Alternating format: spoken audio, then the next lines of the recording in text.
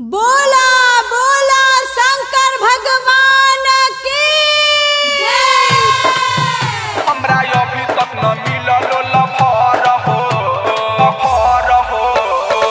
Recording by महासना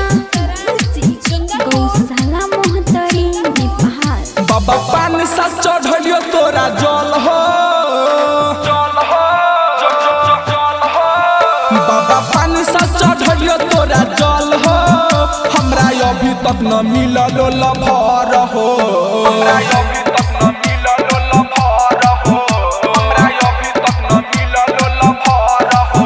बाबा पान सा चढ़लियो तोरा जल हो हमरा अभी तक न मिलल लफर हो हमरा अभी तक न मिलल लफर हो बोला बोला शंकर भगवान की जय। हमरा अभी तक न मिलल लफर हो भ गेलै हमर लव करे वाला एज हो देखै छियै दोसारा के फाटै छै करेज हो देखै छियै दोसारा के फाटै छै करेज हो हो भ गेलै हमर लव करे वाला एज हो देखै छियै दोसारा के फाटै छै करेज हो फाटै छै करेज हो तोरा सब सा चढ़ैब फूल पान हो पान हो तोरा सब सा चढ़ैब फूल पान हो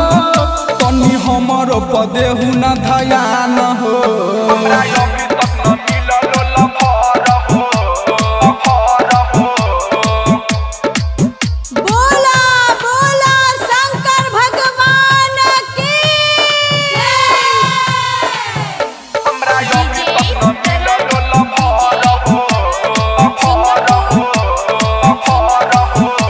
दीही पे चौधरी कहै छो दी के हाल हो मिल जैतो लभर त अइबो अगलो साल हो अइबो अगलो साल हो अइबो अगलो साल हो हो दीही पे चौधरी कहै छो दी के हाल हो मिल जैतो लभर त अइबो अगलो साल हो अइबो अगलो साल हो राइटर दीप के पूरा कद आस हो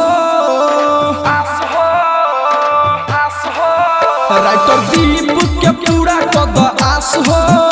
एगो लभर खोजता हमरो झकास हो एगो लफर खोजता हमरो झकास हो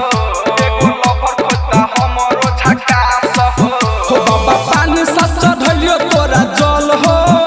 हमरा अभी तक नहीं मिलल लभर हो हमरा अभी तक न मिलल लफर हो हमरा अभी तक न मिलल लफर हो